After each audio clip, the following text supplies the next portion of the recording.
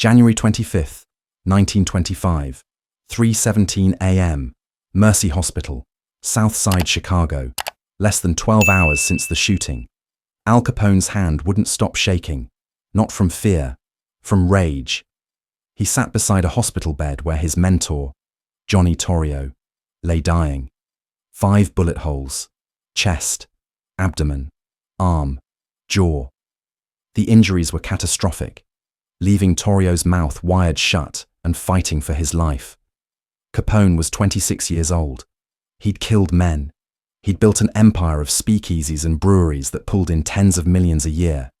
But watching the man who taught him everything struggle to breathe, Al Capone felt helpless. The .45 caliber pistol felt heavy in his jacket pocket. Outside, 2 guards stood watch, because the men who put 5 bullets in Torrio would try again. Bugs Moran, Jaime Weiss, the whole North Side gang. Torrio's eyes opened. He tried to speak, but the wires made it impossible. Just a wet, gurgling sound. Johnny, don't. We're gonna get the bastards who did this. I swear to God, we're gonna make them pay. But Torrio shook his head. He reached for the notepad with his left hand. His right arm was useless, bandaged. It took him 30 seconds to write 3 words. No more war. Capone stared at the notepad. No more war, boss. They tried to kill you. They shot you 5 times in front of your wife. We can't just let that go. We hit them back twice as hard. Torrio was already writing again. 4 words this time. I'm done. Your boss. The room went silent. The entire underworld of Chicago just shifted on its axis. You're not thinking straight. Johnny, couple weeks. You'll be back on your feet. But Torrio kept writing. When he finally turned the notepad, Capone read the words that would change his life forever. I'm 43. Anna almost died. I'm tired. Chicago is yours. Don't waste it. What nobody knew is that Johnny Torrio wasn't just handing over an empire. He was offering Al Capone a choice. Take the power and the violence, or walk away like Torrio was about to do. But Al Capone was 26 years old. And 26-year-old men don't walk away from $70 million and the chance to be king of Chicago. To understand why Torrio was ready to give it all up, you need to understand what happened 48 hours earlier. January 24th, 1925, 4:45 p.m., 7011 South Clyde Avenue. Johnny Torrio was laughing. His wife Anna had just told him a story about their neighbor's dog, and Johnny was laughing like a schoolboy. They'd spent the afternoon shopping. Normal stuff. It was Saturday. Cold. Snow on the ground. Anna carried 2 shopping bags. Johnny held her arm because the sidewalk was icy. They were 50 feet from their apartment building. Almost home. Safe. Except they weren't safe. They were walking into an execution. The black Cadillac was parked across the street. Engine running. Bugs Moran behind the wheel. Jaime Weiss in the passenger seat. Tommy gun across his lap. They'd been waiting for 40 minutes. The North Side gang had been planning revenge since O'Banion's death 2 months ago, and today they were going to finish it. Moran saw them first. Weiss checked his Tommy gun. They pulled away from the curb slowly. Just a car pulling into traffic. Nobody looked twice. Johnny and Anna reached the steps. Anna was still talking about dinner plans. Johnny was smiling. He reached for the door handle. The Cadillac pulled up alongside them. Weiss rolled down the window. Johnny saw it happening, saw the gun barrel emerging. He grabbed Anna and threw her behind a parked car. Hard. She hit the ground, shopping bags scattering. The first burst of gunfire tore through the afternoon. Multiple shots. Fast. Brutal. Multiple bullets hit Johnny. His arm, his chest, his abdomen, his jaw. He collapsed into the snow, blood staining the white ground red. He hit the ground. Couldn't move. Couldn't breathe right. Heard Anna screaming. Heard footsteps crunching through snow. Bugs. Moran stood over him. Gun pointed down. A revolver. .45 caliber. point-blank range. This is for Dean O'Banion. The North Side boss Torrio had killed 2 months ago. Bugs stood over Johnny with his gun aimed at his head. Johnny closed his eyes. Bugs pulled the trigger. Click. Nothing. The gun jammed. Wrong bullet. Faulty firing pin. Luck. God. Whatever you want to call it. Bugs pulled the trigger again. Click. Again. Click. Police sirens in the distance. Jaime Weiss shouted from the car. We gotta go. Now. Bugs kicked Torrio once in the ribs, then ran back to the Cadillac. They were gone. Anna crawled to Johnny. Blood everywhere. His face destroyed. 5 bullet holes. She screamed for help. Johnny Torrio lay in the snow, breathing shallow. He should have been dead. But he wasn't. And that jammed gun changed everything. Johnny Torrio had built Chicago's bootlegging empire on one principle: negotiate first, shoot later. But the North Side gang had been planning revenge since November, and it all started with what happened to their boss at a flower shop. November 10th, 1924, 2.5 months before the ambush. Schofield's flower shop, 738 North State Street. Dean O'Banion was arranging chrysanthemums, 32 years old, former altar boy turned bootlegger, boss of the North Side gang. He ran the Irish mob with a choir boy smile and an iron fist. O'Banion had a problem. His name was Johnny Torrio. For years, they'd split Chicago's bootlegging territories. Peaceful, profitable. But O'Banion wanted more. He'd been pushing into Torrio's South Side operations, hijacking shipments, undercutting prices, testing boundaries. Torrio had tried to negotiate, offered O'Banion more territory, more money. But O'Banion didn't want a deal. He wanted it all. And he'd made that clear 3 weeks earlier when he set up Torrio to take a fall on a brewery raid. Cost Torrio $30,000 and nearly got him arrested. That's when Torrio made his decision. Some men you can negotiate with. Some men only understand one language. O'Banion understood violence, so violence is what he'd get. Johnny Torrio sat in his office on the South Side with Al Capone, 25 years old, eager, loyal. Torrio looked at him. Al, we've got a problem. O'Banion thinks he can push us around. Thinks because we negotiate. We're weak. We need to send a message, a permanent message. Capone leaned forward. You want me to handle it, boss? Torrio shook his head. No. This needs to be done right. Professional. No connection back to us. I'm bringing in specialists from New York. 3 days later, 3 men arrived in Chicago. Frankie Yale, John Scalise, Albert Anselmi. They weren't local. Nobody knew their faces. Perfect for a job that needed to look clean. November 10th. Early afternoon. The 3 men walked into Schofield's flower shop. O'Banion looked up from behind the counter, smiled, thought they were customers. Welcome, gentlemen. What can I do for you today? Frankie Yale extended his hand. We're here to pick up a wreath for the Morello funeral. O'Banion stepped forward, shook Yale's hand. Of course. Let me get that for you. Yale's grip tightened, held O'Banion in place. And that's when Scalise and Anselmi drew their pistols. O'Banion's smile vanished. He tried to pull away. Too late. 6 shots rang out. Dean O'Banion collapsed behind his counter, killed instantly, surrounded by flowers meant for someone else's funeral. The scene was devastating. The 3 men walked out calmly, got into a waiting car, were on a train back to New York within 2 hours. The murder made headlines across Chicago. North Side boss assassinated in his own shop. Everyone knew who ordered it, Johnny Torrio, but nobody could prove it. The shooters were gone. The evidence was thin. Torrio expressed public regret, sent flowers to the funeral, played it perfect. But the North Side gang wasn't fooled. Jaime Weiss, O'Banion's second in command, stood at the funeral, staring at the casket. Bugs Moran beside him, both men thinking the same thing. This wasn't over. This was just beginning. Jaime looked at Moran. Johnny Torrio thinks he can kill Deanie and walk away. He's wrong. We're gonna make him pay. We're gonna put him in the ground next to his friend. Back on the south side, Capone walked into Torrio's office. Boss, word is the North Side gang is planning retaliation. We should hit them first. Hit them hard. End this before it starts. Torrio shook his head. No. We let things cool down. We stay smart.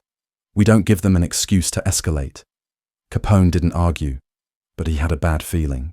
And that bad feeling would prove right 2 months later on a snowy afternoon outside Torrio's apartment.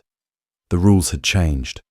And Johnny Torrio didn't realize it until 5 bullets tore through his body. Dino Banion's death had started a war.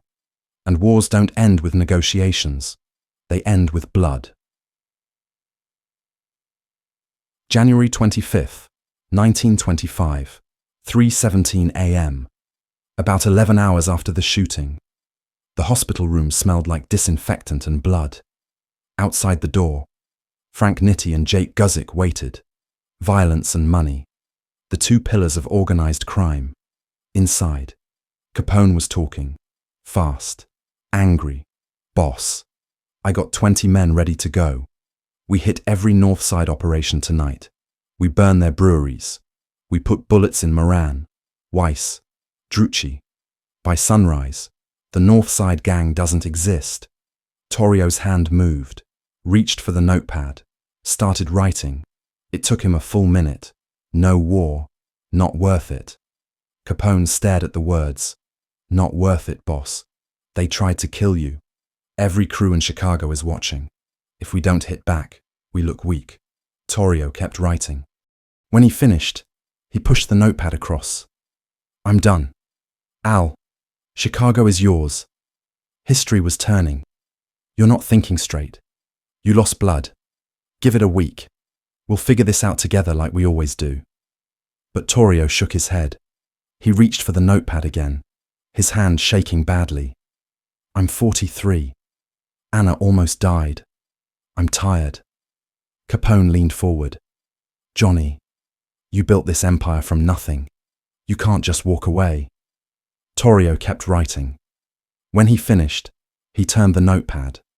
Anna says it's her or Chicago. I choose her. That hit Capone harder than any bullet. Anna Torrio had watched her husband get shot 5 times, had crawled through his blood. Now she was downstairs, rosary in her hands. She'd given Torrio an ultimatum, and Johnny Torrio chose his wife. Torrio reached under his pillow, pulled out a manila envelope, handed it to Capone. Inside were ownership papers, deeds to breweries, licenses for speakeasies, contracts for gambling dens, the entire empire. This isn't right, Capone said quietly. You earned this. I'm just the muscle. Torrio picked up the pencil one more time. You've saved my life more than once. You've been loyal for 5 years. You're ready, and I'm done. Don't waste it. He paused, then added one more line. Some things aren't worth dying for. Chicago isn't one of them. Capone folded the envelope, put it in his jacket next to the gun. $70 million. All of it now his responsibility. Okay, boss. I'll take care of everything. Johnny Torrio would survive his wounds. He'd moved to Brooklyn and lived to 75. Died peacefully in bed. But Al Capone had 8 years to build an empire and 8 years to watch it crumble. Because what happened in that hospital room wasn't a coronation. It was a curse. January 27th, 1925. The Metropole Hotel, Southside Chicago. Al Capone's new headquarters. Mahogany furniture, Persian rugs, crystal chandeliers, windows overlooking the city that was now his. Capone had called a meeting. Every lieutenant who'd worked for Torrio was there. 15 men total. Frank Nitti stood by the door. Jake Guzik sat at the table. Tony Accardo leaned against the wall. 19 years old, future boss, though nobody knew it yet. Capone walked in at exactly 8 p.m. Some men stood immediately, others stayed seated. They weren't convinced a 26-year-old could run a $70 million empire. Capone stood at the head of the table. Johnny Torrio built this empire with diplomacy. He believed you could negotiate with anyone. That worked. Until 2 days ago, when Bugs Moran and Jaime Weiss put 5 bullets in him. That time is over. Capone pulled an envelope from his jacket, dropped it on the table. $50,000. That's the bounty on Bugs Moran. Another $50,000 for Jaime Weiss. I want them dead. One of the older lieutenants spoke up. Tommy Parnello. With respect, Al, that'll cost us millions. Johnny always said revenge is bad business. Capone turned to look at him. Then it costs millions. But they shot my friend, and nobody shoots my friends and walks away. You got a problem with that? Tommy. The room went silent. Tommy shook his head. No problem. Al. Good. Because we don't negotiate anymore. We don't share. Chicago belongs to us. Anyone who tries to take it gets a bullet. Jake Guzik cleared his throat. Al. If we go to war, we could lose half our income. The feds are asking questions. Treasury. IRS. War brings attention. Capone lit a cigar. War is expensive. Jake. But looking weak is more expensive. The second we don't hit back, every crew thinks they can take a shot at us. So we fight. And we win. Frank Nitti spoke for the first time. I'm with Al. We make it so brutal that nobody ever tries this again. Capone smiled. That's why you're my number 2. Frank. By the time the meeting ended, every man understood. Johnny Torrio's Chicago was gone. Al Capone's Chicago was here, violent, profitable, and absolutely ruthless. Al Capone would rule Chicago for the next 6 years. He'd become the most famous gangster in American history. He'd make $100 million. He'd orchestrate the St. Valentine's Day massacre. He'd become untouchable. But every empire has an expiration date, and Capone's was already counting down. Johnny Torrio walked out of prison in October 1925. 9 months for tax evasion. He went straight to Brooklyn, bought a small import business, olive oil, cheese, made decent money. Nothing like the 70 million, but enough. More importantly, it was legal. Anna was happy. That's what mattered. Torrio lived quietly. He died April 16th, 1957, 75 years old. Heart attack in his sleep. Anna was holding his hand. Peaceful. The way most men hope to go, but few actually do. Al Capone took a different road. From 1925 to 1931, he was king. Newspapers called him public enemy number 1. He owned Chicago. Money flowed like water. Over $100 million during his reign. February 14th, 1929. The St. Valentine's Day massacre. Capone's men, dressed as cops, walked into a North Side garage. 7 men from Moran's crew inside, lined them up, shot them down with Tommy guns. 70 rounds. Blood everywhere. It made headlines across the country, made the federal government pay attention, made a man named Elliot Ness decide that Al Capone needed to go down. But it wasn't Ness who got him. It was the IRS. They couldn't prove murder, couldn't prove bootlegging, but they could prove Capone hadn't paid taxes. October 1931. Al Capone convicted of tax evasion. 11-year sentence. He was 32 years old. 1932. Atlanta Federal Penitentiary. Then Alcatraz. But Capone had a bigger problem. Syphilis. Contracted years earlier. Never treated properly. The disease ate through his brain. By 1938, he couldn't hold a conversation, couldn't remember names, couldn't function. 1939. Released early. Medical reasons. 40 years old but looked 70. He moved to his mansion in Palm Island, Florida, sat in a chair, stared at the ocean. His wife May took care of him like a child. The man who'd ruled Chicago couldn't remember what day it was. There's a story that Johnny Torrio visited him once. 1945. Torrio walked into that Florida mansion, saw his former protégé in severe mental decline, barely able to communicate, his mind destroyed by disease. Capone didn't recognize him, kept asking about Chicago like it was still 1925. On the drive back, Torrio told his driver something he'd never said out loud. I tried to save him. I gave him a choice. He just couldn't take it. January 25th, 1947. Al Capone died. Cardiac arrest following a stroke. 48 years old. His brain was so damaged from syphilis that the autopsy showed it looked like Swiss cheese. The man who'd made $100 million died with nothing. The king became a cautionary tale. That hospital room conversation lasted 20 minutes, but it determined the fate of two men for the next 20 years. Johnny Torrio walked away. Al Capone walked into legend. And here's what most people don't understand. The hospital visit didn't make Capone boss. It made him a cautionary tale.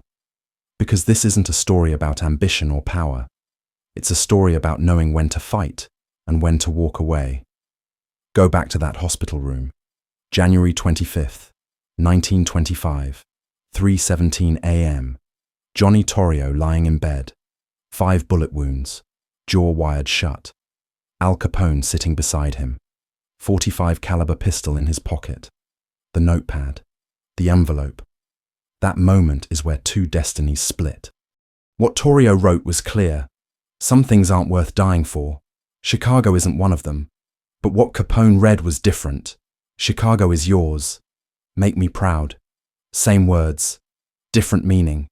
Because Torrio was offering an escape. Capone saw a coronation. And that's the tragedy. Capone succeeded at everything. He became the most famous gangster in history. Made $100 million. Controlled an entire city. Got everything he wanted. Everything except the one thing that mattered. Time. Time to enjoy it. Time to walk away before it killed him. Johnny Torrio lived 32 years after retiring. Died in his sleep at 75. Al Capone lived 22 years after taking power. Died insane at 48. Same empire. Two completely different endings. Because Johnny Torrio understood something Al Capone never learned. The game doesn't end when you win. It ends when you stop playing. Could Capone have walked away like Torrio? Or was he already too deep? That's the question that haunts this story. Because Capone had a choice. Torrio showed him the exit. And Capone looked at it and said no. I'd rather be king for 6 years than live for 50. We all face that hospital room moment. When someone offers us power at a price. When ambition and survival pull in opposite directions. The question isn't whether the moment comes. It's whether we're smart enough to make the right choice. If this story got you thinking, hit that like button. Drop a comment. Could Capone have walked away? Subscribe. Because next time we're covering the St. Valentine's Day massacre. How Capone's greatest victory became his death sentence. Remember, in Chicago, 1925, respect wasn't given. It was taken. And Al Capone took everything, until there was nothing left to take.